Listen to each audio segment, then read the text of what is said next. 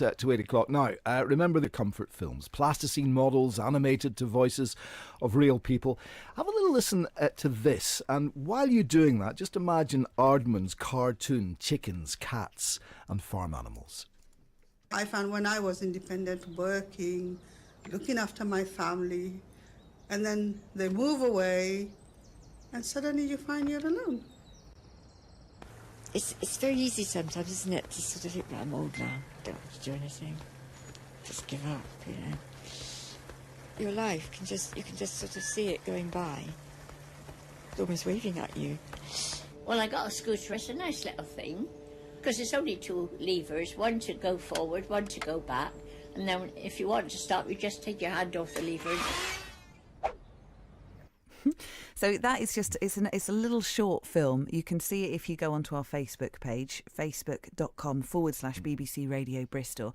And the message about it is about loneliness among older people in Bristol. But you need to imagine those voices. What character would you have paired them up with? And then you can see whether you got it right. It was made by Aardman along with Bristol Ageing Better organisation. And it's part of the city's Celebrating Age Festival, which is happening this month. And we can talk to one of the people who's involved in it. Adam Rees, he's the director of the Bristol Ageing Better partnership. Good morning. Hi both, thank you for having me. That film is great, and what I think it does is it talks about something that we all know about, but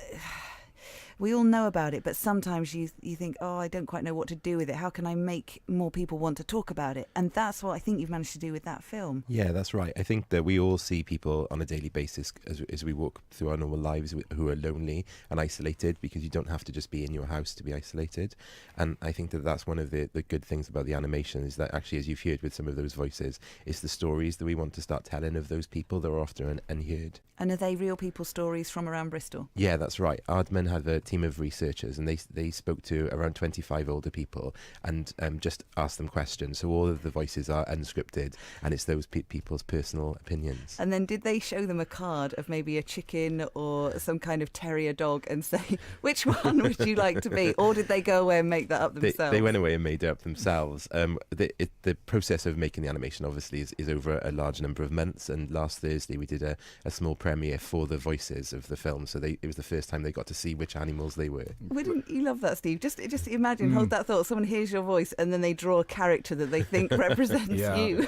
No, it's fascinating. Who was the bungee jumping pig? Exactly. That's a woman called Karen, and actually Karen is delighted but introduces herself now as the bungee jumping pig. But that's, and it's so desperately clever as Aardman is, because it's so short. There's short clips, and yet each one's got something going on in the background. You've heard the words there, and they can be very poignant, but then there's a little sort of something that just takes you by surprise at the end of each scene, isn't there? Like the mobility scooter, you just press this lever and it moves, and it just shoots forward in it, doesn't it? Yeah, I think that one of the things we wanted to do with the animation was not to dwell on the fact of the sadness around isolation, because obviously we're aware of that, but was to be a bit more hopeful. And as you said, Karen, who is seen in the video as a pig who's just about to do a bungee jump, talks about how volunteering and engaging with the community changed her life, and that's what we wanted to get out of it, was really kind of pushing that focus of how you can engage with partners, charities, and volunteer to kind of better your life and empower yourselves.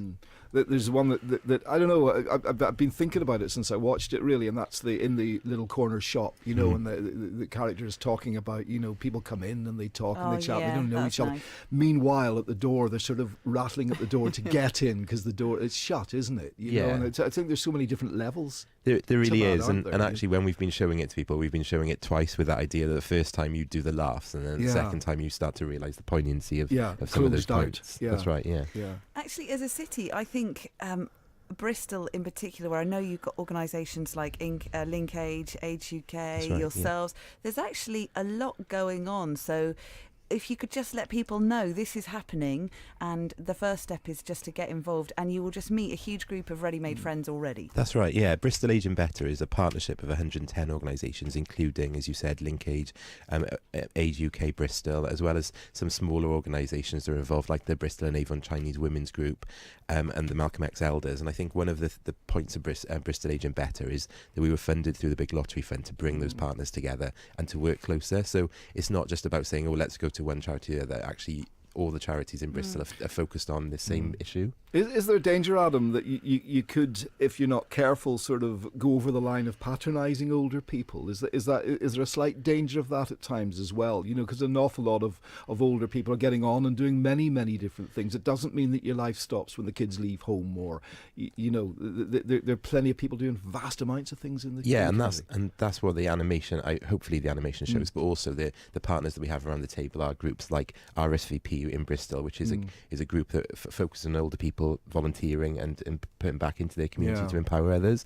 So the organisation and this animation is very much around the older people doing that for themselves, and my role is to bring all that together and to do the coordination. Actually, older people are leading this. When are you an older person? Well, I think that's a personal choice, really. I mean, definition-wise, and for this, we're looking at over 55. But I met somebody at the Celebrating Age Festival on Sunday who was in her 90s and was talking about her 2 children who were older people as well. And I think that starts to bend the line. And I think very much some people will identify themselves as 80 and not an older person, and that's everybody's choice, really. I went to school with people who were middle-aged. You know, people age at different levels, don't they? And it's also in your mind, isn't it? But it must have been desperately exciting teaming up with Aardman. Yeah, it was, and obviously Aardman, you know, very much an epitome of Bristol, and it was great to have them on board, and they were really excited about the project as well, and the people there, the researchers and the producers, were really on board with it, and were great working with the older people to pick up the key stories. As we said, they spoke to 25 people over 40 hours of interview that's gone down to those 3 minutes. Tell us about Yvonne, because she was on the wasn't it the running machine, and we're going to be speaking to her a bit later. Yeah, and as you said, with Yvonne, you hear the little clip, and actually you can hear the voice in the background, the soundtrack in the background of the treadmill. Yeah. And again, Yvonne's message is really important, and as you start to listen to her, but when you watch the video, there is the comedy around being in the gym and being a cat. I don't want to ruin the surprise for your listeners, but Yvonne is embodied as a cat in it, and it's really important. It's really a funny little.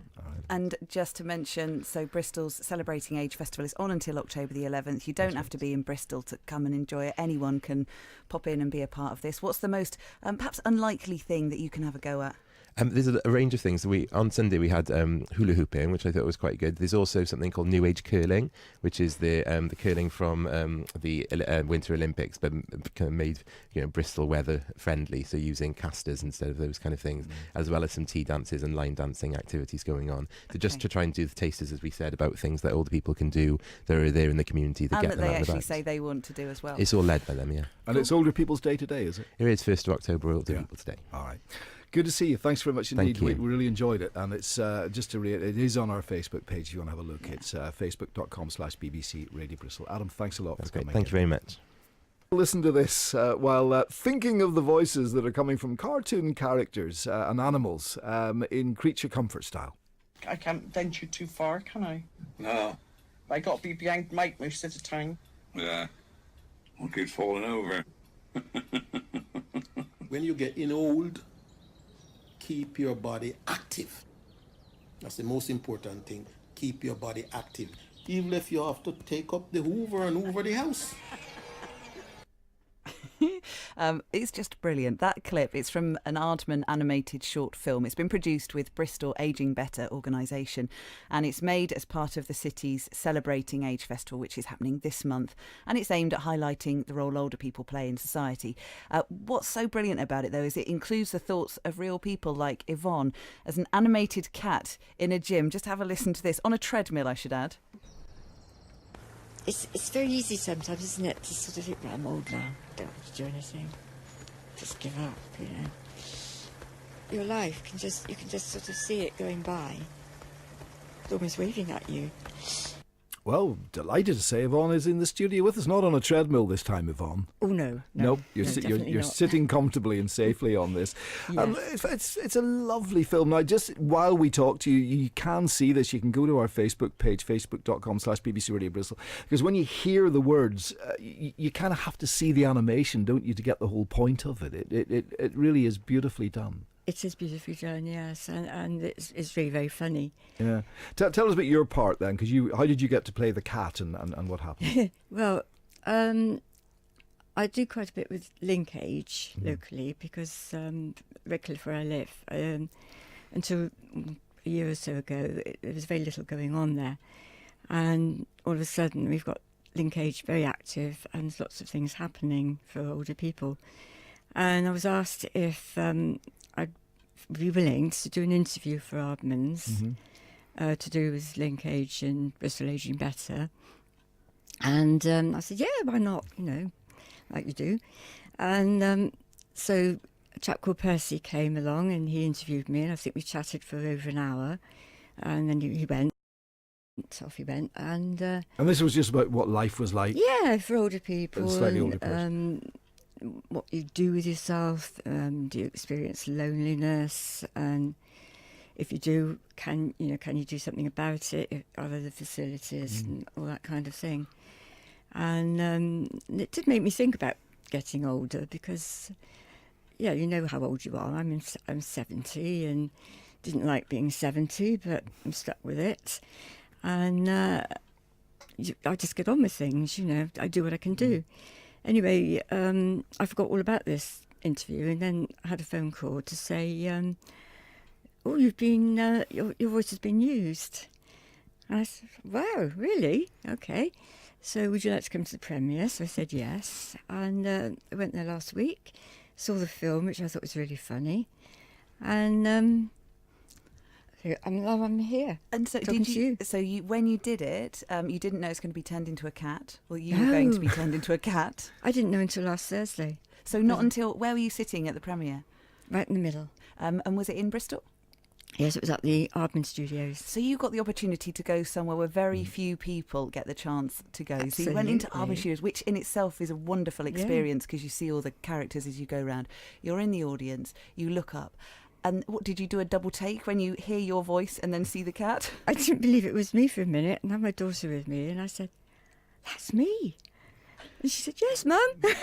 And there's you on the treadmill. Isn't there a hen or something on a treadmill behind you? What is there? No, there is a hen, but she's on a mobile scooter. Oh, yeah, that was it. Yeah. But it's so lovely, isn't it? Because, as you say, it expresses what life is like for older people, thoughts and all of that.